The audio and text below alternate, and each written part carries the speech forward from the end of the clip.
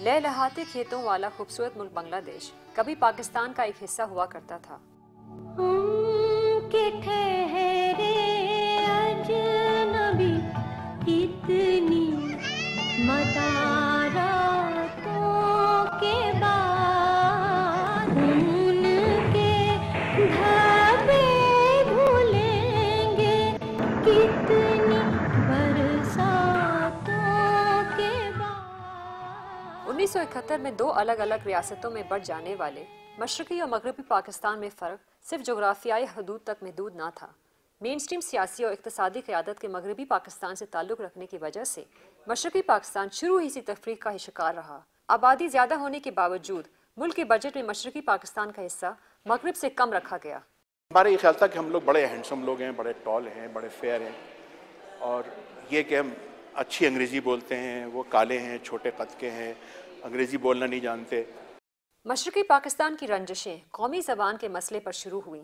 कायदे आज़म मोहम्मद अली जिन्ना का ये पहला कदम था कि उन्होंने कहा कि बंगाल की सरकारी ज़बान उर्दू होनी चाहिए। बंगालियों ने तो इसको बहुत गुस्से से रद्द किया। 1952 तक ज़बान का मसला बाकायदा फसादात में तब्दील हो गया और यूं भारत को नाराज़ बंगाली कौम परस्तों को भड़काने का मौका मिल गया। पाकिस्तान के सियासी बहरान और यके बाद दीगरे लगने वाले दो मार्शल लॉ ने मशरक में लगी इस आग को भड़कने का मौका दिया। 71 में इंफॉर्मेशन सेक्रेटरी रहने वाले रोदात खान 3 फौजी आमरों के साथ काम करने के बावजूद अयूब खान के मार्शल लॉ को सुकूते ढाका की बुनियादी वजह करार देते हैं। मशरकी पाकिस्तान हमारे हाथ से गया जिस दिन जनरल अयूब ने डेमोक्रेसी की पीठ में छुरा घोंप दिया। 1970 में पाकिस्तान की सियासत एक इंतहाई नाजुक मोड़ पर खड़ी थी। मुल्क भर की सियासी क़यादत martial law administrator general Yahya Khan से आम इंतखाबात का मुतालबा कर रही थी। तभी शेख मुजीबुर रहमान की अवामी लीग ने सियासी खुद मुख्तारी का मुतालबा करते हुए 6 नुकाती एजेंडा वफाक के सामने रख दिया। मगरबी पाकिस्तान में जनरल याह्या खान और जुल्फ़िकार अली भुट्टो और मशरकी पाकिस्तान में शेख मुजीबुर रहमान, ये वो 3 किरदार हैं जिनके दरमियान पाकिस्तान के दोनों धड़ों पर रसाकशी शुरू हुई। इन्हीं तीनों को सकूते ढाका का जिम्मेदार भी ठहराया जाता है। जुल्फ़िकार अली भुट्टो ने मगरबी पाकिस्तान के लोगों को रोटी कपड़ा मकान के नारे के पीछे लगा दिया। दूसरी जानिब शेख मुजीबुर रहमान का ये कहना कि इस्लामाबाद की इन सड़कों से इन्हें बंगाल की पटसन की खुशबू आती है, मशरक के लोगों को उनका दीवाना बना गया। इंतखाबात के नताइज ऐवान इक़्तिदार में मौजूद लोगों की तवक्कुआत के मुताबिक नहीं निकले। शेख मुजीबुर रहमान की अवामी लीग मशरकी पाकिस्तान में वाज़ेह कामयाबी की वजह से पाकिस्तान की अक्सरियती जमात के तौर पर उभरी। यहाँ इस बात का तज़किरा करना ज़रूरी है कि 1968 में सामने आने वाले आगरतला कॉन्स्पिरेसी केस के तहत शेख मुजीबुर रहमान पर भारत की मदद से पाकिस्तान की सालमियत के खिलाफ साजिश का इल्ज़ाम लग चुका था। एक ऐसे शख्स का वफाकी हुकूमत का सरबराह होना इस्टेब्लिशमेंट के लिए काबिल कबूल ना था।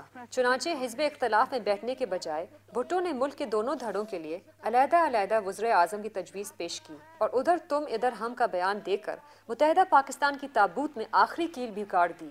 3 मार्च 1971 को जनरल याह्या खान की मौजूदगी में दोनों धड़ों के दरमियान ढाका में मुज़ाकरात नाकाम हो गए। शेख मुजीबुर रहमान ने मुल्क गिर हड़ताल का ऐलान किया और जनरल याह्या खान ने जनरल टिक्का खान को मशरकी पाकिस्तान के गवर्नर के तौर पर ढाका भेज दिया।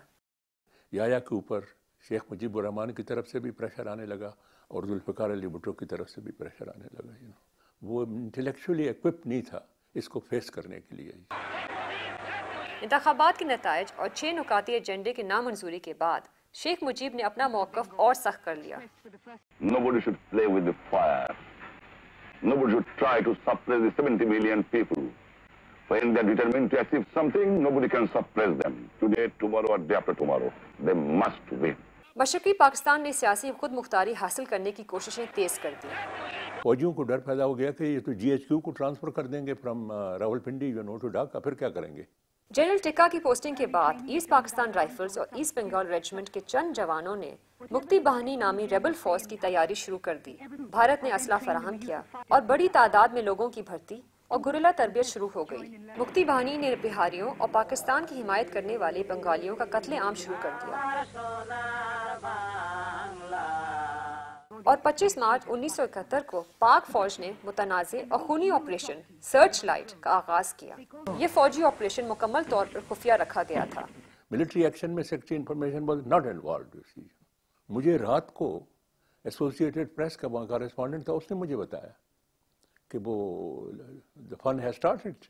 آپریشن سرچ لائٹ کی ابتدا سے قبل ڈھاکہ میں موجود تمام غیر ملکی صحافیوں کو نکال دیا گیا. This was done by the ISPR.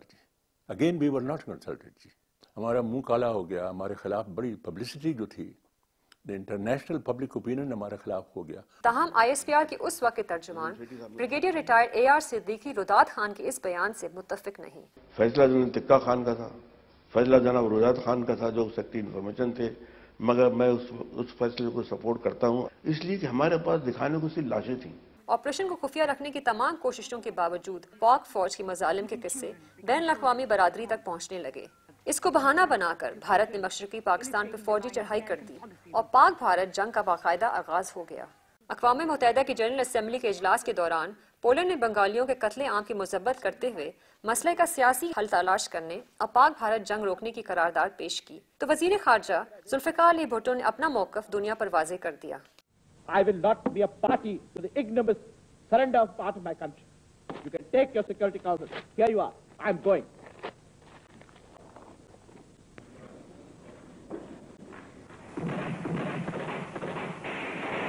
ہلاکتوں کی بڑھتی ہوئی تعداد اور صورتحال کی سنگینی دونوں ہی سے پاکستان کے مغربی حصے میں عوام کو بے خبر رکھا گیا. There was complete silence or acquiescence in West Pakistan, and not a finger was raised. In fact, the army was receiving all the reticent support of the West Pakistani civil society, of the West Pakistani political leadership, of the West Pakistani judiciary. Karachi اور پنجاب میں تو ایک جوش تھا کہ بنگالی جو ہیں وہ ہندوؤں کے ایجنٹ ہیں اور عوامی لیگ جو ہے وہ ہندوؤں پرو ہندو جماعت ہے. دوسری طرف بھارت نے بنگال سے آنے والے پناہ گزینوں کو پاکستان کے خلاف بھرپور پروپیگنڈے کے لیے استعمال کرنا شروع کر دیا.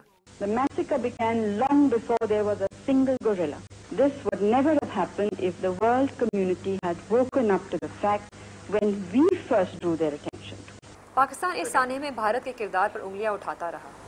My borders are troubled, not by me, but by my neighbor.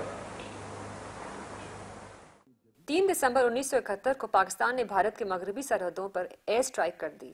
تاہم 2 ہفتوں کے اندر ہی 16 دسمبر کو بھارتی افواج اور مکتی باہنی نے مل کر مشرقی پاکستان میں فوج کو ہتھیار پھینکنے پر مجبور کر دیا. بنگلہ دیش شاید بن نہ سکتا اگر انڈیا نے حملہ نہ کیا ہوتا تو.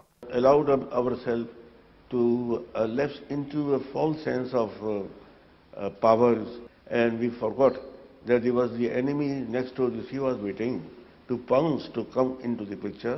16 دسمبر کو پاکستانی افواج کے کمانڈر لیفٹیننٹ جنرل امیر عبداللہ خان نیازی نے بھارتی کمانڈر جنرل جگجیت سنگھ اروڑا کے سامنے ہتھیار ڈالنے کی دستاویز پر دستخط کر دیے. شکست کے بعد بھی عوام کو اندھیرے میں رکھنے کی حکومتی پالیسی جاری رہی. 17 دسمبر کی صبح کو شائع ہونے والے تمام اخبارات نے جیت کی دعووں کے ساتھ ساتھ سیز فائر کی خبریں شائع کی. قابل ذکر بات یہ ہے کہ ایک عرصے تک چھپنے والی تاریخ کی کتابیں بھی 71 کے سانحے میں بھارت کے کردار کو تو خوب واضح کرتی رہیں, تاہم پاکستان کی اپنی کوتاہیوں کے حوالے سے کچھ نہ کہا گیا. سانحے کی تحقیق کے لیے تشکیل دیے جانے والے حمود الرحمان کمیشن کی رپورٹ بھی 3 دہائیوں تک سیکھے راز میں رکھی گئی. 1999 میں ایک بھارتی جریدے نے یہ رپورٹ حاصل کر کے شائع کر دی تو مجبوراً پاکستان میں حکومت وقت نے اس رپورٹ کو شائع کیا. تاہم اب بھی اس کے کچھ حصے کلاسیفائیڈ ہیں. 1971 کو نئی نسل اس سال کی حیثیت سے جانتی ہے جب بھارت نے پاکستان پر حملہ کر کر ایک انگ جدا کر دیا. سکوت ڈھاکہ کی مکمل حقیقت عوام کی نظروں سے دور سہی, لیکن حکمران وقت ان حقائق سے بخوبی واقف ہیں. تاہم ملک میں جاری انتشار سے لگتا ہے کہ حکمران ماضی کی غلطیوں سے کچھ بھی سیکھنے میں ناکام رہے ہیں. ماہین عثمانی, دنیا نیوز, اسلام آباد.